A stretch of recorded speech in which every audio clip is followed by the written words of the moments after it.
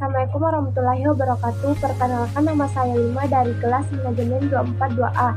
Di sini saya akan mempresentasikan satu materi, yaitu etika bisnis dalam manajemen sumber daya manusia, dari dosen pengampu Pak Adi SENM. Langsung saja. Latar belakang. Dalam dunia bisnis modern, etika bisnis menjadi aspek yang sangat penting dalam mengelola organisasi, terutama dalam bidang manajemen sumber daya manusia atau SDM. Etika bisnis berkaitan erat dengan nilai-nilai moral, norma, serta prinsip yang digunakan oleh perusahaan dalam mengambil keputusan dan bertindak dalam lingkungan kerja. Dengan semakin meningkat persaingan global dan perubahan dinamika tenaga kerja, organisasi dituntut untuk tidak hanya fokus pada profitabilitas. Adapun pengertian etika bisnis dalam manajemen sumber daya manusia. Etika bisnis dalam manajemen sumber daya manusia atau SDM merupakan suatu konsep yang mengacu pada prinsip, norma, dan standar moral yang digunakan dalam mengelola karyawan di suatu organisasi atau perusahaan. Selanjutnya, penting manajemen sumber daya manusia atau SDM. Manajemen sumber daya manusia atau SDM merupakan salah satu elemen kunci dalam keberhasilan suatu organisasi. SDM mencakup seluruh individu yang bekerja dalam suatu organisasi dan menjadi faktor utama dalam menjalankan proses bisnis. Peran etika bisnis dalam manajemen SDM. Etika bisnis dalam manajemen SDM berfungsi sebagai pedoman dalam mengelola sumber daya manusia secara adil, transparan, dan bertanggung jawab. Penerapan etika bisnis dalam SDM menciptakan lingkungan kerja yang sehat, meningkatkan produktivitas, dan memperkuat loyalitas karyawan terhadap organisasi. Selanjutnya, penanganan SDM sebagai human capital. Konsep human capital menekankan bahwa karyawan bukan sekedar tenaga kerja, tetapi merupakan aset berharga bagi organisasi. Oleh karena itu, organisasi harus memiliki strategi yang tepat dalam menangani SDM sebagai human capital agar mereka dapat memberikan kontribusi maksimal terhadap kesuksesan perusahaan.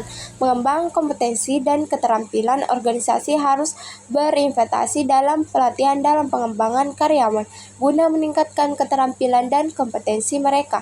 Hal ini mencakup pelatihan teknis, pelatihan kepemimpinan, serta pengembangan soft skill yang relevan dengan peran mereka dalam perusahaan. Selanjutnya, etika kepemimpinan. Etika kepemimpinan adalah prinsip-prinsip moral yang diterapkan oleh seorang pemimpin dalam mengelola organisasi dan bawahannya.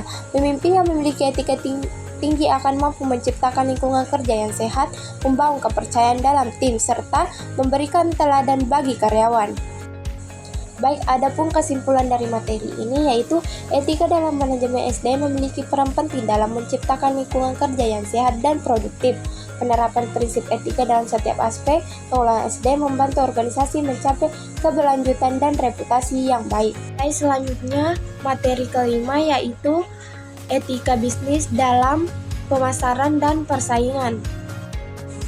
Latar belakang etika bisnis adalah acuan bagi perusahaan dalam melaksanakan kegiatan usaha, termasuk dalam berinteraksi dengan pemangku kepentingan. Etika bisnis adalah studi yang dikhususkan mengenai moral yang benar dan salah. Selanjutnya, etika bisnis dalam kegiatan pemasaran.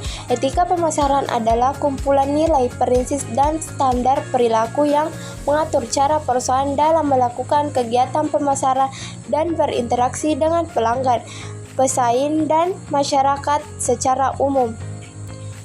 Susanti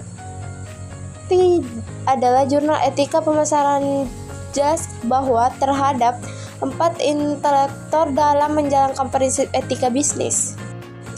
Selanjutnya, tanggung jawab terhadap keamanan produk.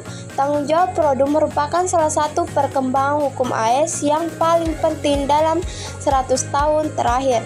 Tanggung jawab ini berdampak langsung pada konsumen, pengguna produk, produsen, dan pihak lain yang memproduksi dan menjual produk, regulator, pemerintah. Selanjutnya, lingkungan pasar industri dalam etika bersaing.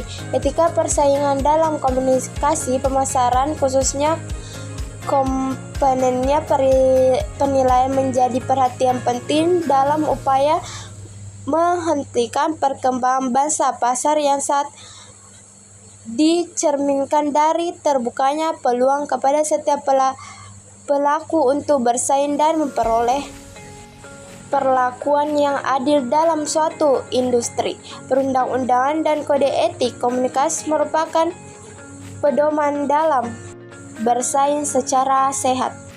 Baik, adapun kesimpulan dari materi ini, membangun hubungan baik dengan semua pihak termasuk pelanggan, karyawan, dan mitra adalah kunci kesuksesan jangka panjang. Etika bisnis penting untuk membangun kepercayaan, mempertahankan kredibilitas, dan menjaga hubungan jangka panjang dengan pelanggan. Etika bisnis menciptakan suasana profesional, saling menghormati, dan meningkatkan komunikasi. Baik, itulah tadi yang sempat saya sampaikan dari materi ini. Apabila ada kekurangan mohon dimaafkan. Wabillahi taufiq wal hidayah. Wassalamualaikum warahmatullahi wabarakatuh.